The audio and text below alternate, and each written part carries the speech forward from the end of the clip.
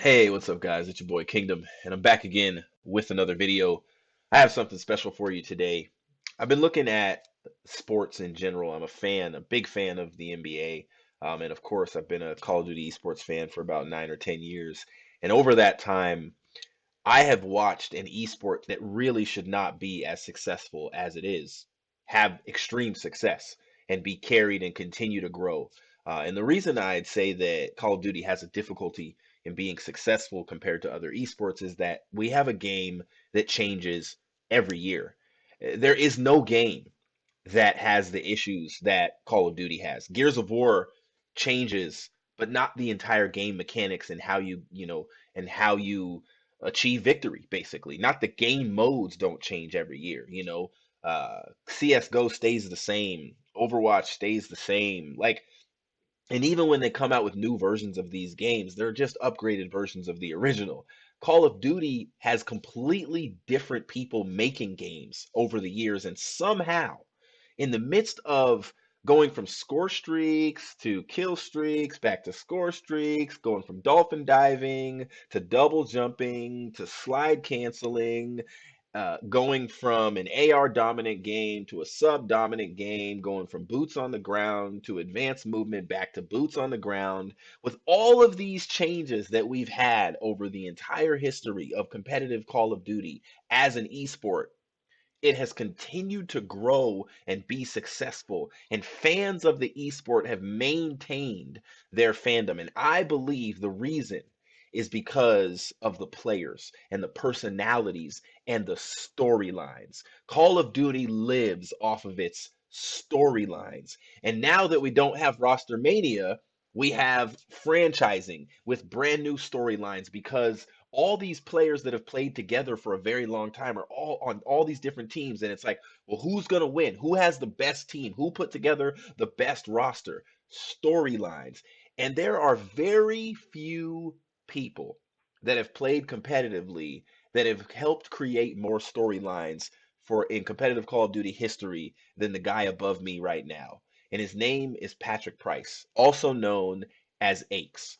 Many of us have known him as the greatest villain in Call of Duty esports history. He's been a villain of MLG, he's been a villain of Optic Gaming, and he's one of those guys that, in his own words, continues to exude delusional confidence. Now, I consider him one of the GOATs, one of the greatest of all time, not just because he has 17 land championships, not just because he has two rings, including this one above me in 2018, that was miraculous that he got out of the groups and eliminated Optic Gaming for the third time in 4 years.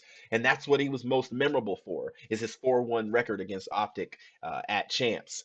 But he also has 5 titles that he won the first LAN event at, including his fifth, which was in Advanced Warfare. And I was able to interview him after that victory. A few days after that victory, I was able to interview him. And if you don't remember, that was when he cut his finger because he had punched a frame and cut his finger and had to switch roles with Apathy mid-tournament, but they still were able to take Scump, Karma, no, not Karma, Scump, Nade, Formal, and Krim to a second best of 5, and clutch plays by none other than Doug Sensor Martin took them down in round 10 of the Search and Destroy game 5 in the second best of 5. And if you ask Aches, like, what is it that helps you beat these teams that on paper are way better than you? And he says delusional confidence. It's the reason that Sensor said he wanted to sit next to Aches that year. And what I've learned from this guy, from Patrick Price, what I've learned from him over the years by watching him play, by talking to him, by being friends with him, what I've learned from Patrick Price is that skill and will are of equal importance, and maybe in some cases more importance. 2016 was one of the hardest years for Optic fans. In the previous year, Aches had knocked them out of champs. And going into 2016, there was no argument. They were the best team. They were going to win. The champs was their tournament. They had it. They were going to take it down. I mean, that roster, we all know it's the greatest roster of all time. That roster was ridiculous. And then they ran into a Cloud9 team captained by Aches. And I would honestly say that there was not a single player on ACHES' team, and that's no hard feelings to Lace and Ricky, and there was not a single player on that team that was better than any of the players on the Optic Gaming squad. If you went 1-to-1, there was not a player that was better than any of them.